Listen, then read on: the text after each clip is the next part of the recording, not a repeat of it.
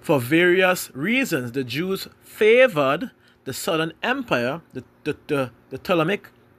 It says they had a fascination with Egypt since their original sojourn there, and the large Jew community or large Israelite community in Alexandria also provided a kinship with them.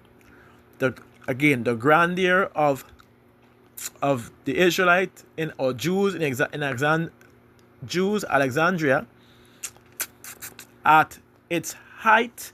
Alexandria was the wealthiest, most powerful, and most influential and most sophisticated Jews community or Israel's community. The Talmud and the Talmud, which is the Menachos 109b, describes a synagogue of immense proportions that the community built. Jews, artisans of Alexandria, each had their own sections in the synagogue. The goldsmiths sat in one section, the silversmiths in another, and the carpenter in the third. All right? So it continues. We were given the history, so it continues. Josephus writes to the synagogue was like an amphitheater. It had 8,000 to 10,000 seats. It was so large that people in one part could not hear the service taking place in the same room in another part. Right. Tell me. Right. In another part. It says, so in order to answer a man, they raised flags and waved. Okay. Now, I know we're going, but I want to get to the meat. So, is it here? This is where you're going into. I'm not skipping, Let me read from let me go into the meats, well, the history, the juice of the history. About 200 years BCE, there arose among the Jewish population a group called Messianic, meaning Hellenists, who adopted Greek culture as a way of life to such a degree that almost invariably they gave up the Jewish culture and identity. So they gave up the ways of Yahweh Shimon Shai. I'm going to pause, guys. They gave up the ways of Yahweh Shimon Shai to what?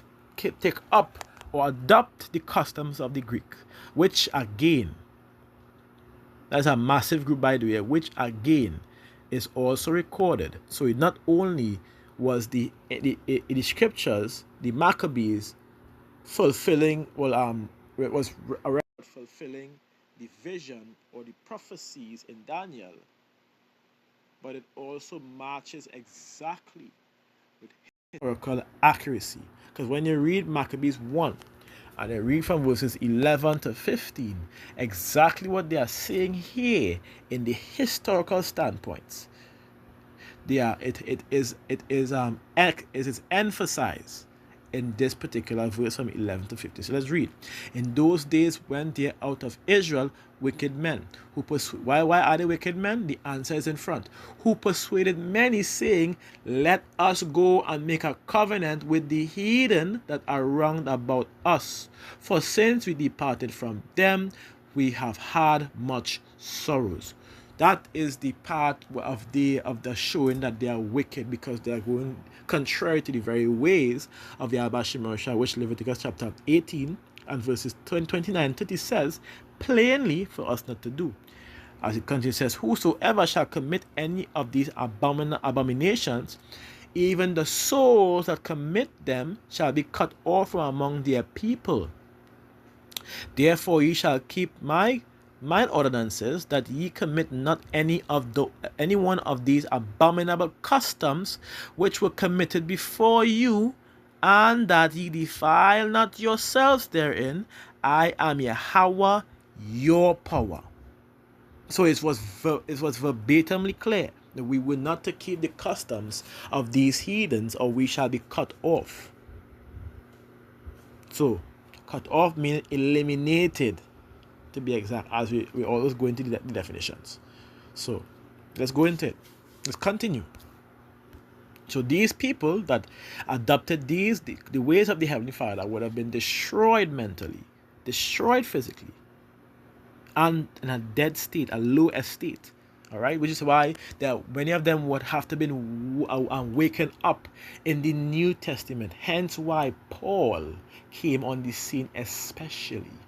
His writings was directed to what? Wake the sleeping spirits of what people thought was Greeks, but were actually Israelites. And what people thought were Gentiles, but were actually Jews. But let's keep going. It's proven, and we could get the precept after, but let's go into it first. It says, for stance, the Greeks were great believers in nudity. Their sports were done in the nude. Their bathhouses were attended in the nude. In the ancient world, the Jews and some Arabs were the only people who were circumcised. Thus, if you want to be a good Greek, you were embarrassed to go to the bathhouses or participate in sports. Consequently, Hellenized Jews underwent painful operations at a time with minimum anesthetics to restore their foreskin and appear Greek, imported along with the Greek language. Customs and sports were Greek idols and modes of worship. Temples of the Greek gods and statues of Zeus littered the countryside. Make sure I have it correct. I'll pass. Right. Littered the countryside. Each Greek home had its own set of idols, a patron, god custom, mode for the family, as well as a whole set of sacrificial rites. So this is what they were partaking of. This is what they were doing, which we also did read. All right, we did read that many of the Israelites agreed to the letter. Let's get that precept also, because we hadn't yet finished reading it. Well, let's go back into Maccabees. So we're seeing so far in two parts, and the historical accuracy is matched. Right? Let's go into it. We went from 11. Let's go into 12, 13, 14, and 15, and we will jump up after. So this device pleased them well. Then certain of the people were so forward herein that they went to the king, who gave them license to do after the ordinances of the heathens. What were they doing just then? The ordinances of the heathens, having idols, each households, and sacrificial rites which they entertained and partake of. As mentioned, many of them underwent painful surgeries to keep the foreskin on their rod. That should let you know how grievous that time was, and how keen our people was in fulfilling these practices. Not all, but many of them. Let's keep going. Whereupon, verse 40, whereupon they built places of exercise, which, as we see, would have been what? Would have been doing it at nude or naked. Whereupon they built places of exercise at Jerusalem according to the customs of the heathen. This would have been done naked. They would be going into these sporting facilities in these areas naked as they were born, defiling themselves with other males, as we know, because when you read down in the history, it gets more grievous. It gets more nasty. Verse 15. And made themselves uncircumcised. Exactly what I said. This is exactly what they did. in both manners, which was to not keep the ways of the Heavenly Father, number one, and two, to restore their foreskins on their rod, that they could remain uncircumcised, to be a good Greek, as literally stated in history.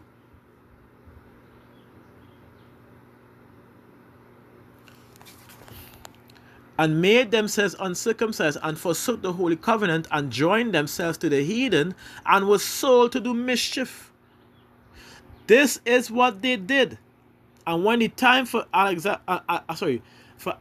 Antiochus Epiphanes to make his decree, listen to what it says. Verse 30, I'll read it down. Moreover, King Antiochus wrote to his whole kingdom that all should be one people, and everyone should leave his laws. So all the heathen agreed according to the commandment of the king. It says, yea, many also of the Israelites consented to his religion, sacrificed unto idols, and profaned the Shabbat. That's not all. For the king had sent letters by messengers unto Jerusalem and the cities of Judea, that they should follow the strange laws of the land.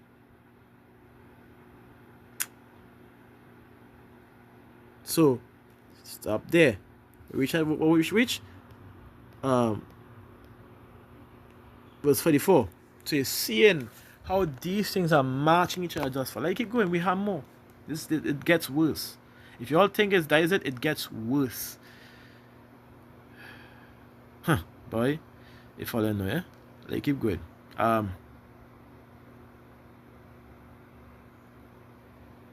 think I had to read.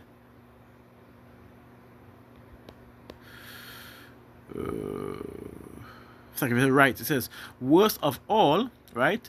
Greek strongholds embrace all the terrible moral looseness of the Greek world. See that? Let's keep going. Let me see if that is the right place to start. Continue. Did I miss? I feel I missed that point. So, oh wow, I really did miss that point, that part. But Salakia, there's supposed to be more here.